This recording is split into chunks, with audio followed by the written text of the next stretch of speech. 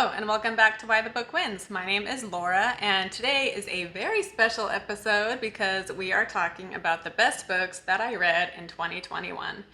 And all of these books are ones that I read for my book versus movie comparison. So if one of these you want to hear me talk more in depth about it, as well as how it compares to the movie, you can go check that out. So I will link to all of them down below, and you can choose to either watch it as a YouTube video or listen to it as a podcast. And because these were all books that I loved so much, I think that translates into being like my book versus movie comparisons ended up being really good episodes, I think, in my opinion, because when it's a book and or a movie I'm passionate about, it just translates into being a really good episode. Yeah, some of these, especially the ones that have a lot of symbolism, I think I give some good insight into personally. So I think they are definitely worth checking out if you don't mind the spoilers. So yeah, definitely check those ones out. And all of these books are also ones that just have really great character development. I knew that characters were important to me when I read a book, but making this list made me realize how like each of these books, the characters are just so fleshed out and they're so nuanced and they're flawed and complex and just covering topics of just the complexity of human nature, right? Even the ones that are more like supernatural or something. At the heart of it, it's talking about like human problems, and different problems we face and our relationships with people. So that definitely is a common theme throughout this. And I also read a lot of great books this year, so I gave a lot of books 5 stars. So in this video, these are like my 5-star plus books. So just like the best of the best, the ones that really stuck with me, the ones I couldn't stop thinking about and couldn't stop talking about. And before we get into it, I would ask that you subscribe to my channel. It would mean so much to me. And comment down below your thoughts and like the video and just support my channel. It would mean the world to me. So thank you. And to get started, we are talking about, which these are in no particular order. If I had to pick a favorite book of the year, that would be too hard. I don't know what my ultimate favorite is. So this is just a random list. And to start, I'm talking about 2 books by Stephen King, the first being Misery. And now Misery, it's about a man who is held hostage by his #1 fan. He is a writer and he's held hostage by his #1 fan, Annie Wilkes. That is like such a basic and simple premise, but there is so much more to this book than meets the eye. Although even if you do read it just on a surface level, it's still a fantastic book. But there's more you can read into it because Stephen came out years later admitting that Annie Wilkes is a representation of his struggle with alcohol addiction and drug addiction. And so when you read it with that in mind, there's just so many parallels to what Annie Wilkes puts him through to how addiction makes you feel. And so it's just such a unique way to talk about addiction. She holds him captive, just like addiction holds you captive. She cripples him and hobbles him. She manipulates him. She controls him. She makes him feel terrible about himself while also being his #1 fan and praising him. And just all the complicated emotions that happen when you're addicted to a substance. And also so if you've struggled with addiction, I think you should read this book because you'll be able to relate to a lot of things, which I don't know, maybe you'll be triggered by it. I'm not sure. But also if you have someone you love who has an addiction, I think this is a great one too, because there's things about it that you'll be able to relate to with how addiction makes you feel, the one who loves someone with an addiction. But it also it allows you to be in the shoes of someone who has an addiction and just how hard it is for them too, But yeah, the characters, Paul Sheldon, he's not like a perfect person, of course, but he's a great protagonist and you're rooting for him. And Annie Wilkes makes a great villain. Even on the surface level, she's a great villain. And then when you think about her in relation to addiction, it adds another level to it. So they're just great characters and it's so suspenseful and thrilling. And it does get violent at times and there's some disturbing things that happen. So be warned of that. And it wasn't over the top in my opinion, but that's all relative. Someone else might read this and think that it's too gruesome. So it's all kind of relative. But I thought it was like a good amount. And yeah, you just feel the pain and the anxiety and the stress that Paul Sheldon is feeling. The pain, the physical, mental, and emotional pain that he feels. And then the ending is fantastic. I loved it so much. I cried at two different points in the end. It's just such an inspirational and uplifting book, even, I want to say. So it was just so much more than I thought it would be. And if you've seen the movie, whether you've seen the movie and you loved it or you didn't, either way, you should read the book because it is so much more. And yeah, it's incredible. Moving on to the next Stephen King book, we have The Shining. So I finished this one like a week ago now. It's over 600 pages and I finished it in 2 days because I just could not put it down. Again, it is so much more than just a haunted house story. And again, the main character struggles with alcoholism. And where Misery, it's more subtly about addiction, The Shining is more blatantly like he struggles with alcoholism. It's a huge part of the story. And so I loved that as well. And again, the characters, you just get a feel for them. Like you just know them so intimately, you know? And this one, my book versus movie comparison and analysis of the story is not out yet. That will be posted in January, but you should definitely check it out when I do post it. But anyway, yeah, and this one was creepy too at times, of course. And also King is so talented. Like there's a scene where Danny, the boy, he's like scared of a fire hose. And so Stephen King makes this super suspenseful scene with a fire hose, like something that like isn't even scary, and yet he makes it like you're on the edge of your seat reading this scene. So yeah, so very engaging. And again, it's about a haunted house and the supernatural, but ultimately it comes down to the family and their relationships and human flaws and human love too, the love they have. But it's a great one. I will say, you know, whereas Misery was a great uplifting story, like especially with addiction and stuff, which Stephen King wrote that when he was sober, whereas The Shining, I believe he was still struggling with his addiction. And The Shining isn't so uplifting as far as addiction goes. So I don't know. If my loved one were still in their alcoholism, I don't think I would have been able to read The Shining. But since they're sober, I was able to read it and really enjoy it. So it's up to you to decide if it's the type of book you want to read or not. But yeah, it's great. It's fantastic. Edge of your seat. Could not put it down.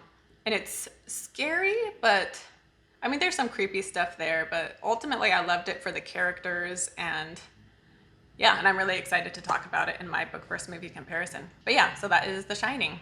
Next up is actually a trilogy, but I'm just combining this here as just as if it was one book, and that is The Southern Reach. And this one, so Annihilation, the first book in the series, I compared with the movie Annihilation. Whereas the next two books, they don't have movie adaptations, but the whole series is amazing. Like the world Jeff Vandermeer creates is just something so unique and so weird and so unlike any sci-fi I've ever read. So it's about this area of land that is overtaken by like an otherworldly alien thing. And so this area that is overtaken is called Area X. And so the series is about the company that is the Southern Reach that is researching Area X, and more specifically about the people that go into Area X. And so not only do you have the weird alien sci-fi aspect to it, but you also just have the story about the characters. You know, in Annihilation, you have the biologist, and everyone I know that has read Annihilation just loves hearing from the biologist's perspective. And I love hearing her story and what made her decide to go to Area X and her relationship with her husband. And so I really enjoyed the human element as well as the sci-fi and the weird and the trippy parts of the story. So, and yeah, the way it ends in Acceptance is such a great ending. And Annihilation is the creepiest of the books, but Authority and Acceptance, there's definitely some creepiness there as well. And yeah, it's just so visceral and it's heady, and it's the kind where when you're reading, you really need to like focus on what you're reading. It's not like a casual book, but highly recommend. So good. If you're into sci-fi, you should read these books. They're also not books that answer all your questions, but they answer enough to leave you satisfied, I believe. And also he's releasing more books, so soon it won't be a trilogy because there'll be more he's doing. So I am so excited. I don't know when the next one is coming out, but he tweeted that he was going to be adding more books to the series. So excited for that. Next up these are two books as well, but again, I'm going to cover them as if they're just one book. and that is Another Night in Suck City along with the Reenactments. And both of these are memoirs, and these are the best memoirs I've ever read. And I would recommend both because the Reenactments, it's about, so Another Night in Suck City was turned into the movie being Flynn, and then the Reenactments is about what it was like for Nick Flynn to have his life be turned into a movie. And the book also kind of serves as a sequel because Suck City does just kind of end.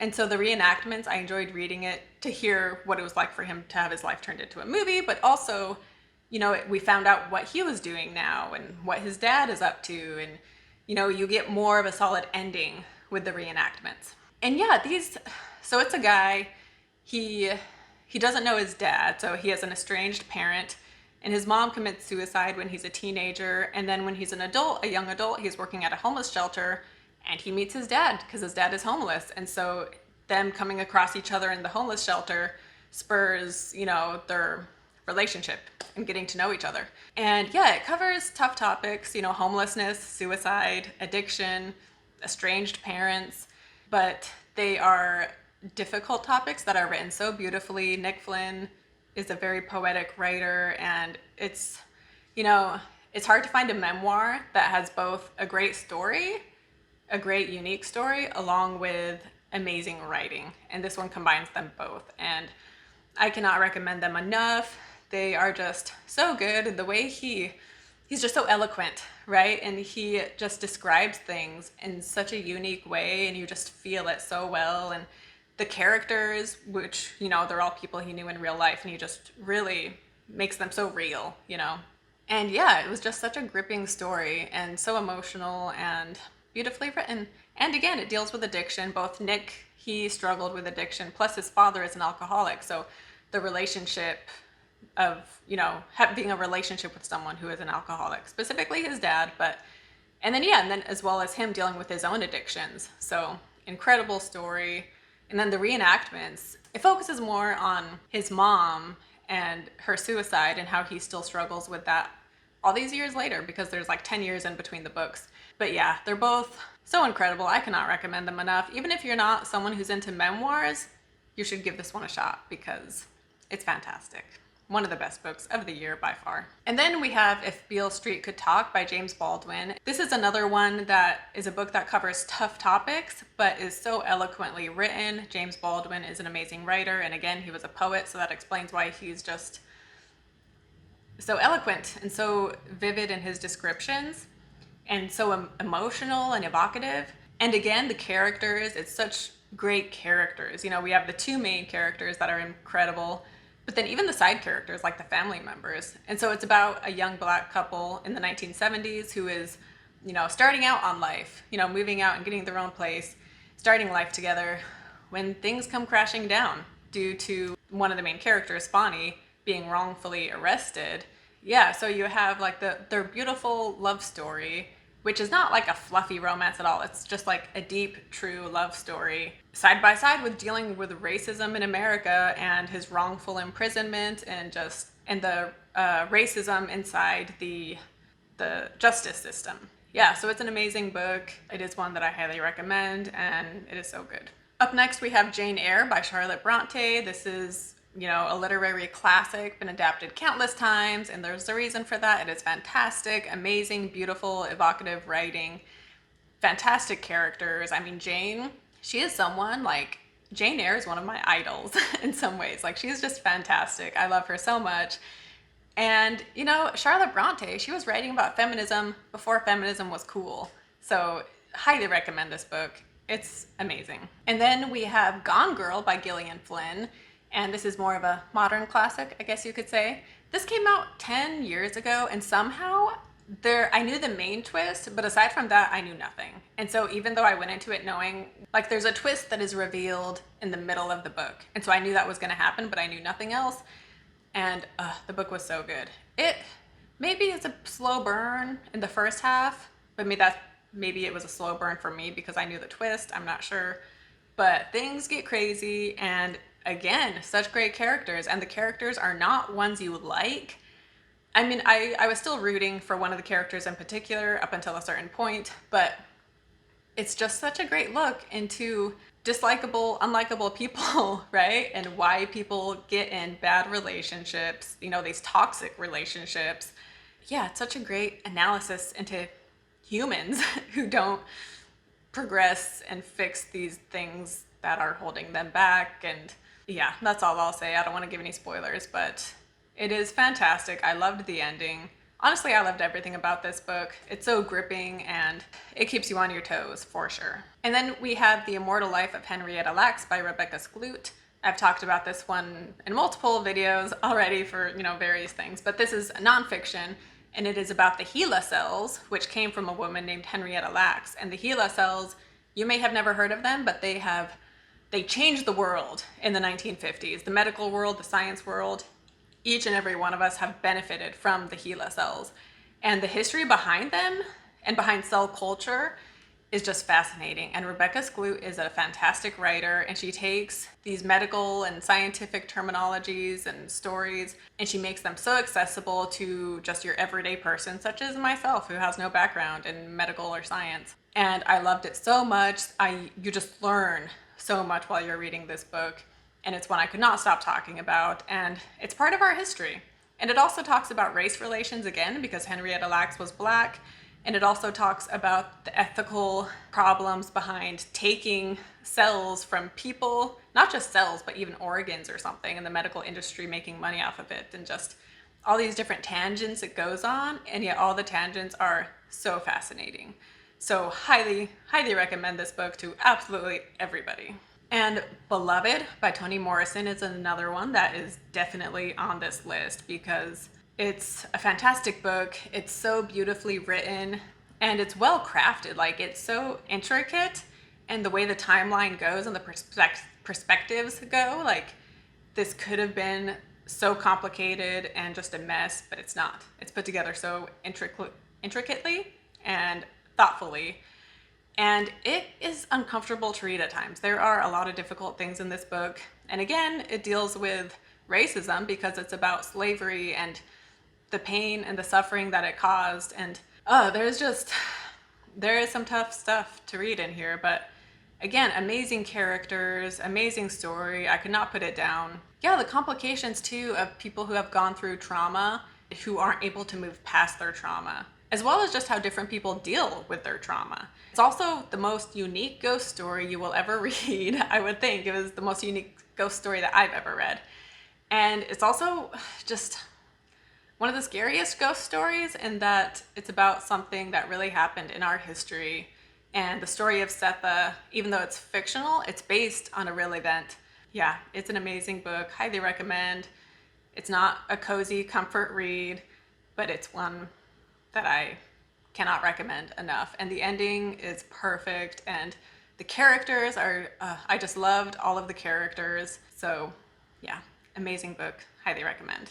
And you should definitely check out my video for it, my podcast, because I think I give a good analysis. If I can brag about myself, I think I did a good analysis of this story. And the last book on this list is The Beach by Alex Garland. This is one where, as I was reading it, I was enjoying it. And when I finished it, I was like, wow, like, that is an ending. But then, like, the more time went on, it just stuck with me. And so that's why one of the reasons it's on this list is because it's one I think back on so often.